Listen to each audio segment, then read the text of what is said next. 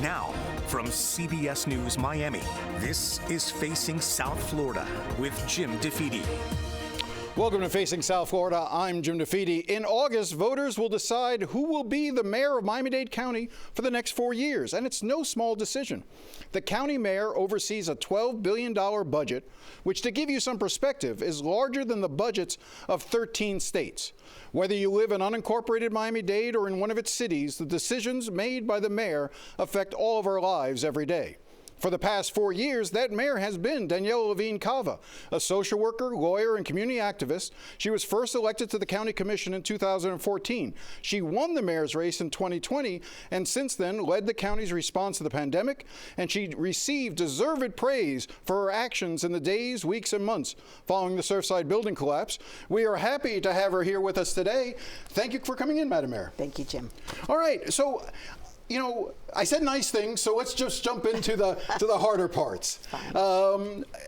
I think that one of the issues that is always important is whether or not the mayor is a good steward of the public money. And when you came into office, I mentioned that it's $12 billion now. When you came into office, the budget for Miami-Dade County was $9 billion. Today, it's $12 billion, roughly. And your proposed budget for next year takes it to $13 billion. You went from 28,600 employees when you came into office to now having more than almost 31,000 employees. I'm curious, is the public really getting the most for their money, and why are we growing the budget so rapidly? At the same time, we know that there are going to be severe shortfalls in the years ahead. Thanks, Jim, for the question and for having me. Let me say that we are living in extraordinary times. We are the most recovered economy in the country by many measures. Certainly our property values have grown enormously, and despite the fact that service needs have continued to grow, we've been able to produce a tax cut for 2 years in a row, which is the lowest tax rate since 1982. So we've definitely helped because we know people in their individual pocketbooks are struggling, and we've put a lot of the federal dollars, a lot of that budget is federal dollars, the American Rescue Plan, Infrastructure Act, and so on. A lot of it has gone back to people to help those that are struggling most. Dollars for older folks, money for housing, construction and eviction prevention, many, many things. And we've also built infrastructure. So a large part of the budget has been $9 billion going to the airport, the funds for increasing our transit, the water and sewer, $2 billion in infrastructure since I came into office, the largest water infrastructure project in the history of the state of Florida, and making up for lost time because we were polluting and we had a federal court decree and state direction. So many, many things we had to attend to. Also, the safest, one of the safest metropolitan areas in the entire country. Well, let me just jump in on a couple points you made. You talk about the tax rate went down, but because people's property values keep going up, the actual effect on people is that they are paying more in taxes. The rate may be low, maybe slightly lower, but the dollars that they're paying, the check that they have to write to the county each year is more, correct? So you've got a lot of new people here. They came to town with a lot of money. And we see, unfortunately, because of the high cost of living, we see some of the folks at the bottom of the economic ladder that can't afford to live here, and we're working overtime to make it possible for them to stay. But people coming in, they had more disposable cash. They drove up the housing prices. They certainly drove up property values. And a lot of the new revenue comes from new development and new homeowners. So yes, people are paying more in taxes, even though the rate is lower. But you talked about the American Rescue Plan, and I know that money that came in from the Biden administration during the pandemic was critical for Miami-Dade County. It was. You used it, though, in areas knowing that it wasn't going to be forever.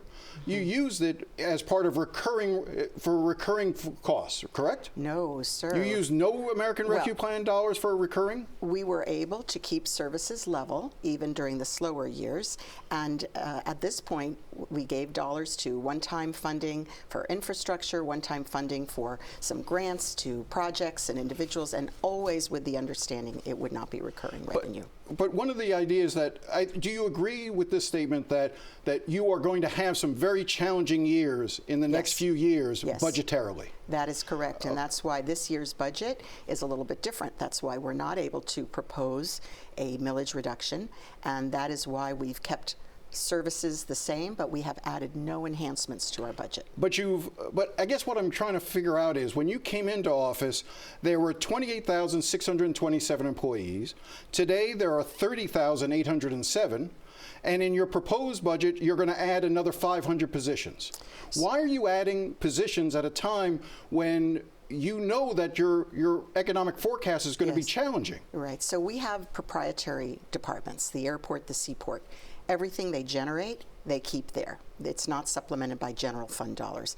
The airport is growing at a rate of 10% annually. Extraordinary numbers. So naturally the airport needs some more employees, but it's all covered within the airport's budget. Similarly, we have had water and sewer. I told you about the infrastructure. It's huge. Obviously somebody has to manage that. It's all within the proprietary fund for water and sewer. So the growth has really not come substantially in other areas. It's really in those areas where we're making those important investments. You know, the average person sits at home and sees that the budget has grown from $9 billion to your proposed budget next year of $13 billion, and they're probably wondering to themselves, why am I going to have to pay $150 more a year for garbage fees? Why isn't that money being found in the $13 billion that you have as a budget?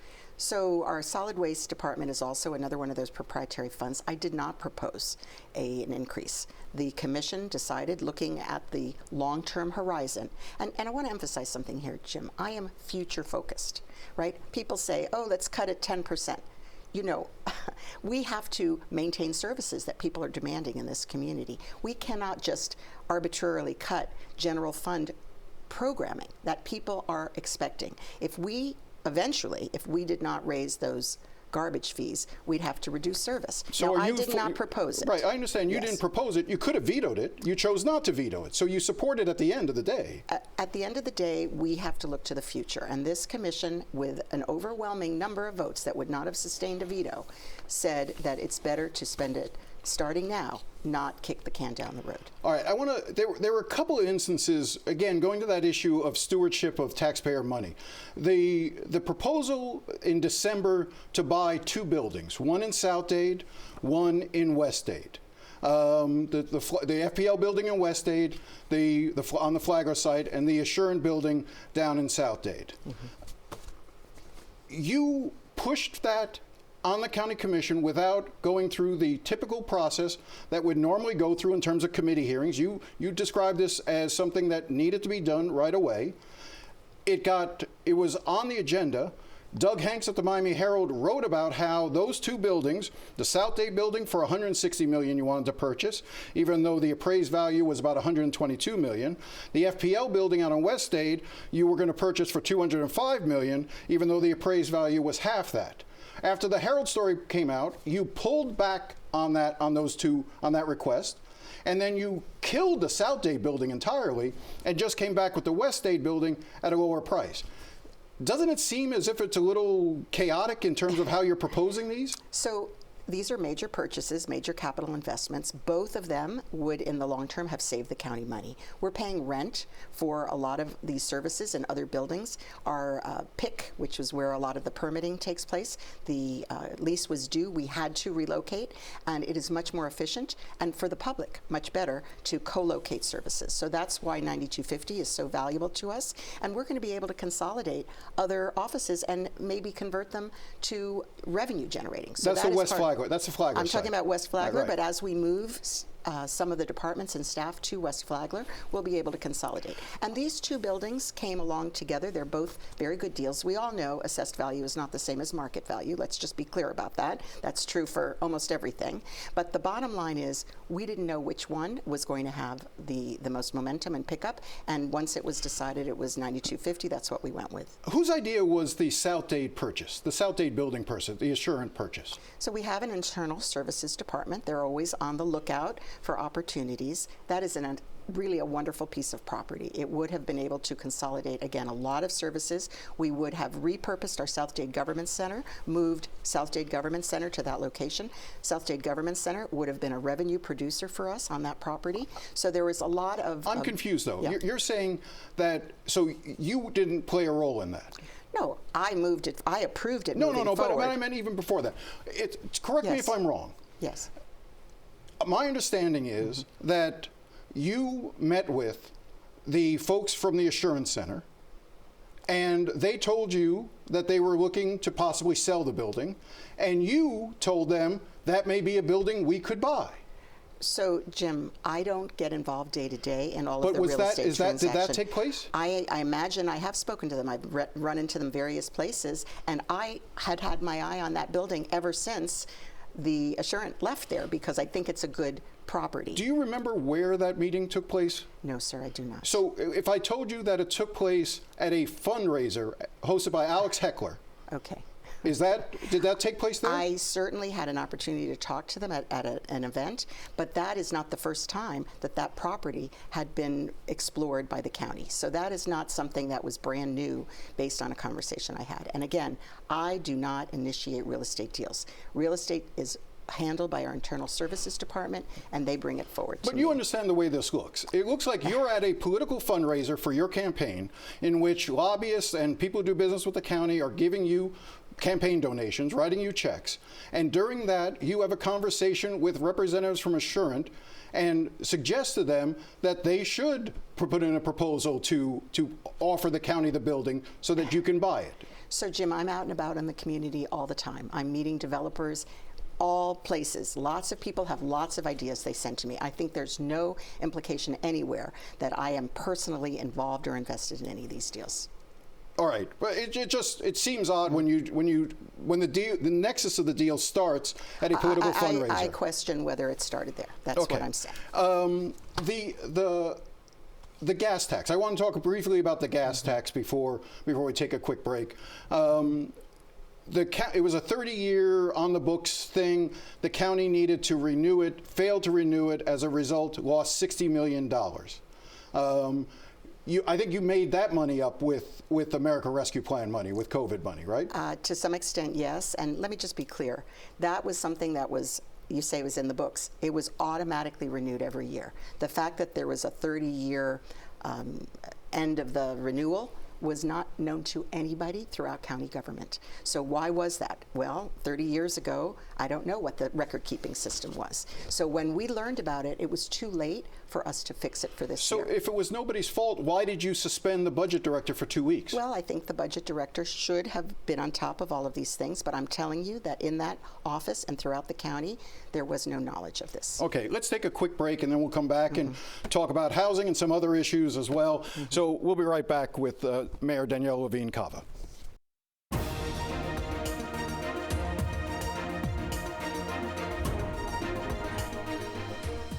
Welcome back. We're continuing our conversation with Miami-Dade Mayor Daniella Levine Cava, who's up for re-election in August.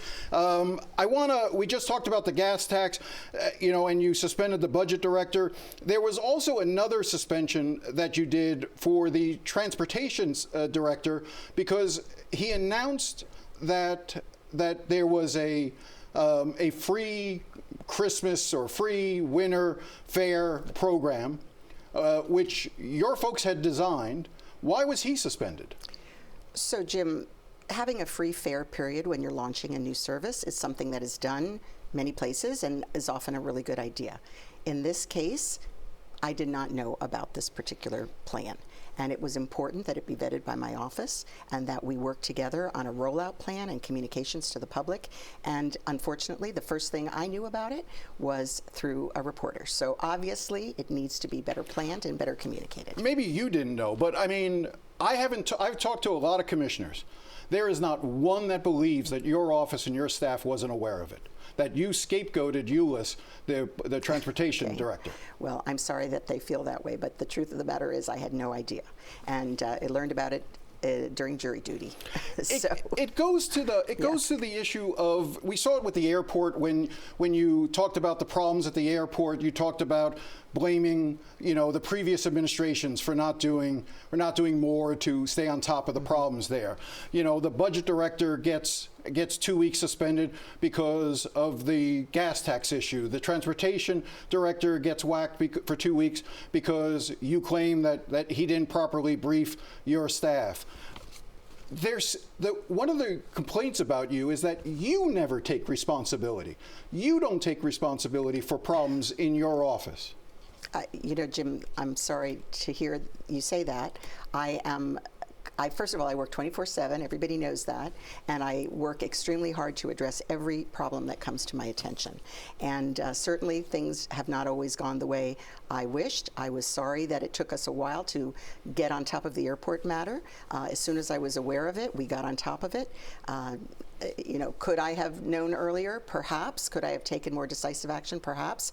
Obviously, I came into office as a former commissioner, but not with the same depth of knowledge, and I had to replace several directors. So there were a lot of moving parts, and I think we've done a great job. I think we've managed to overcome many, many challenges, and I'm very proud of our record. Let's talk about the incinerator. That's a major issue. Yes. So as I understand it, your then solid waste director, Mike Fernandez, had written warnings about that facility being problematic and needing to be replaced long before the fire. Then we had the fire almost a year and a half ago. And you still haven't made a decision as to where you're going to place the new incinerator. Are you going to rebuild in Doral? You've looked at one site on the edge of the Everglades up by Miramar, and there's a site in Medley. Why haven't you made a decision yet, since it's been a year and a half since the fire? I want to go backwards in time. That facility, 40 years old, should not have been renewed. But it was delayed to make a decision, not when I was mayor, and so it was renewed, even though there were risks to continuing it past its useful life, which was said to be 40 years. So there we are inheriting a facility that is really not up to par, and it burns. So of course we have to figure out, how are we going to deal with the insurance? Do we need a waste-to-energy facility?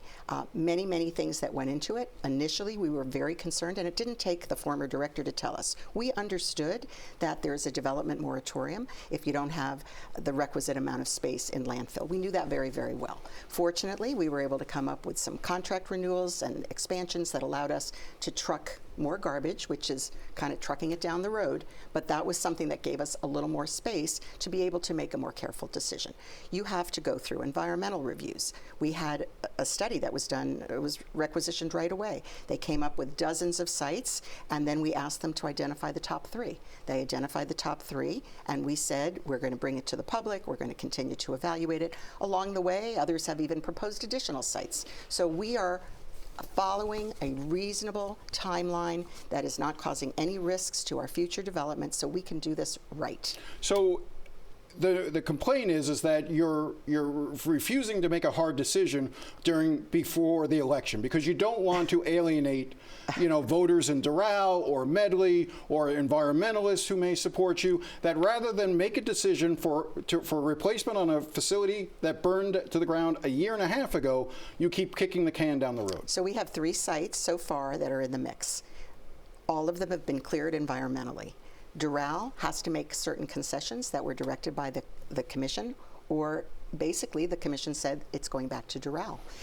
Those concessions are still being discussed. I am not delaying anything. I told them when I would bring it. We brought the study. I told them when I would bring my recommendations, and that's when I will bring them. The Miami Center for Mental Health and Recovery. That's a project where the county has spent upwards of $50 million to renovate a building to alleviate some of the stress on the jail in terms of mental health. It's an issue that we've dealt with a lot here at CBS. It seems like we keep hearing it's about to open, it's about to open, it's about to open. Why hasn't it opened yet, and when will it open? Yeah, so that I'm a social worker. I have spent a lot of time working on mental health issues, including in mental health forensic facilities. I know that this can be extremely valuable. This was passed by bond by the public without any operation plan, without any knowledge of exactly how it would operate. Judge Leifman, of course, is a visionary that helped to shape this. He had an original plan, how it was going to be operated. That fell through. We have been working with him for the better part of 2 years to identify an operating partner so we know what we need to put in the budget. And the price is quite high. We have a lot of things to balance, so we are working on finalizing who will be that operating partner. We also had to take over the management of the construction because the previous partner said they didn't want to do it anymore. So many, many challenges along the way. At your State of the County address, you announced a $2.5 billion bond issue. You did so, it appears, without briefing any commissioners, without telling the chairman who had introduced you at that event that you were going to do it. It blew up on you as a result, and you had to, within 2 months, pull it back and say, never mind, we're not going to move forward with the bond issue. And it goes back to that helter-skelter way that, you know, we're going to buy a building, we have to buy this building right away, and then never mind, we don't really need the building. We need a $2.5 billion bond issue, and then never mind, we don't need to do it, we'll wait a couple of years. If it was the right decision to make when you proposed it, why not stick to it? I mean, you had $800 million in there for affordable housing. It seems, again, like you didn't want to expend political capital, and you didn't want to get tagged with proposing a massive bond issue in an election year. I was proposing it in an election year. People ask me, why would I do that in an election year? I did it because I know that people really understand how important affordable housing is. Well, if it was so important, then why didn't you stay with it? Because it's not up to me, Jim. There's a commission. The commission has to put it on the ballot. And it seemed that it was clear people wanted to add transit. Transit, as you know, very essential, also very expensive. It's a harder lift. So did you mishandle it? Did you mishandle the rollout? I think that having rolled it out as I did created an opportunity for everybody to understand that we must invest in the future. And if we have to invest more, which it might be, because now it would not have cost the typical taxpayer because another bond was retiring, it would not have led to a tax increase. It created chaos on the commission, and it caused a huge kerfuffle as a result. It caused conversation about how we're going to move forward. Chaotic. In the last minute or so, I do want to ask this question because it gets raised a fair amount. Your lead political consultant is Christian Olvert. He has been with you for a long time. In response to some questions I had asked him about a month or two ago, he said, my work ends when the elections conclude in terms of his involvement with candidates. But that's not true. You deal with Christian. You know, you've spoken to Christian in 21, 22, 23. I mean, Christian is very close to you. He is your political guy.